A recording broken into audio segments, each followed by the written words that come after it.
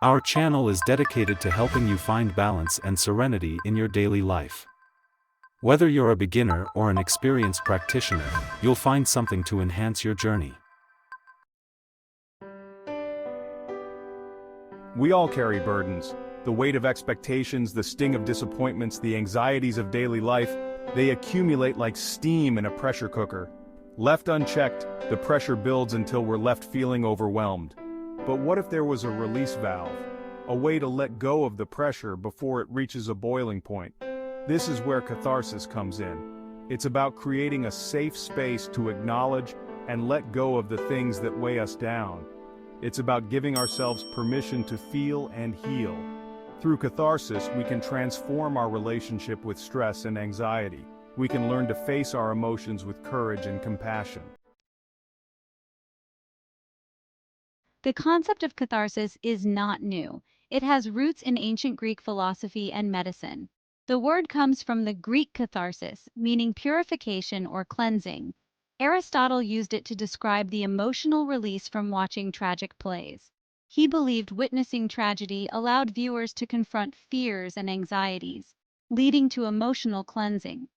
This idea evolved through the centuries. Freud and Breuer introduced catharsis as a therapeutic technique. They believed expressing repressed emotions could alleviate symptoms. Emotional release is essential for mental well-being. Finding healthy ways to express emotions is crucial for managing stress and mental health. Modern science is catching up to what ancient wisdom has suggested for centuries. Catharsis has real, tangible benefits for our brains and bodies. Suppressing emotions can weaken our immune system, making us more susceptible to illness. Expressing emotions lowers stress hormones and releases endorphins, boosting our mood. Neuroimaging shows decreased activity in the amygdala and increased activity in the prefrontal cortex during cathartic activities. Catharsis helps us move from reactivity to responsiveness. Allowing yourself to feel and release emotions is key to resilience. Catharsis can take many forms. It's not a one-size-fits-all approach, and what works for one person may not work for another. The key is to find what resonates with you, what allows you to tap into your emotions and release them in a way that feels both authentic and safe. For some, writing can be incredibly cathartic. Journaling, poetry, or even just scribbling down your thoughts and feelings on a piece of paper can be a powerful way to process what's going on inside. Others find solace in music. Whether it's listening to music that matches your mood or creating your own, music can be a deeply moving and cathartic experience. Talking to someone you trust, a friend, family member, therapist, can also be incredibly helpful. Simply voicing your feelings out loud can take away their power and help you gain a new perspective. Section 5. Creative Catharsis: Unleashing Your Inner Artist. Sometimes words aren't enough to express the depth of what we're feeling. That's where creative expression can be particularly powerful. Painting, drawing, sculpting, dancing, playing music. These activities allow us to tap into a different part of ourselves, a place beyond language where emotions can flow freely. Don't worry if you don't consider yourself an artist. This isn't about creating a masterpiece. It's about the process, not the product. It's about allowing yourself to be present in the moment, to experiment with different colors, textures, and movements, and to see what emerges. You might be surprised by what you create and what you learn about yourself along the way. The act of creation itself can be incredibly therapeutic, allowing you to release pent-up emotions, gain new insights, and tap into a wellspring of creativity you never knew you had. Section 6. Physical Catharsis. Moving towards emotional freedom. Our bodies hold emotions just as much as our minds do.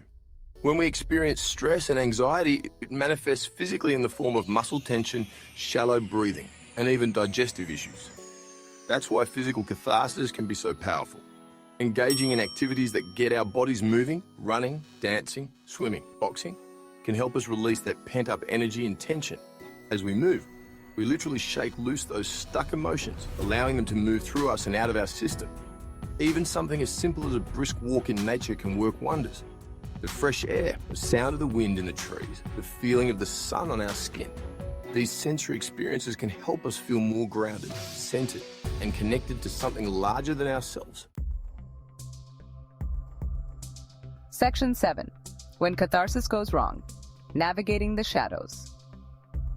While catharsis can be incredibly beneficial, it's important to approach it with a sense of awareness and intention. Unhealthy catharsis can sometimes do more harm than good.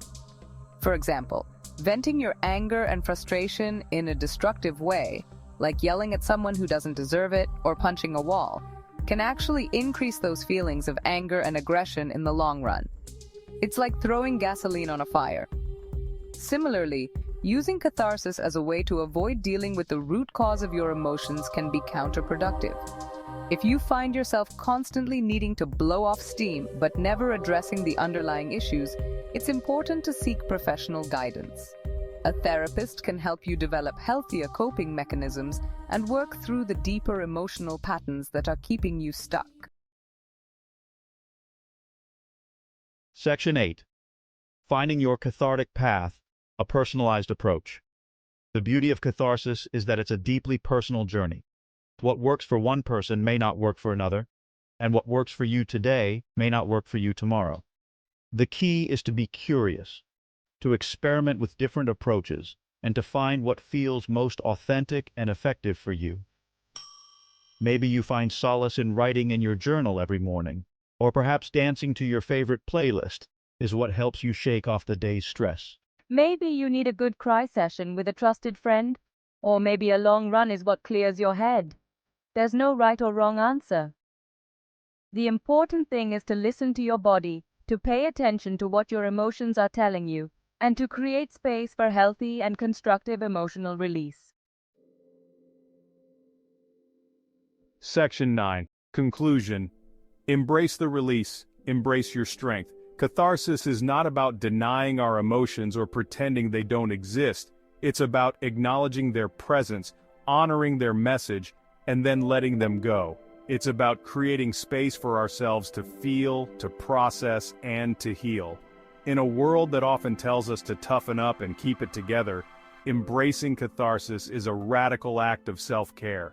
It's a way of honoring our humanity, our vulnerability, and our resilience. It's a reminder that we are not defined by our emotions, but we are also not meant to suppress them. So I encourage you to explore the different avenues of catharsis, to find what resonates with you, and to make emotional release a regular part of your self-care routine. As you learn to release what no longer serves you, you'll create space for greater peace, deeper joy, and a more authentic, courageous, and fulfilling life. Remember, the ability to feel deeply is a gift. Embrace it, honor it, and let it guide you towards a life of greater wholeness and well-being. Embrace the spiritual connection and transform your life. Don't forget to subscribe to our channel and click like for more inspiring content.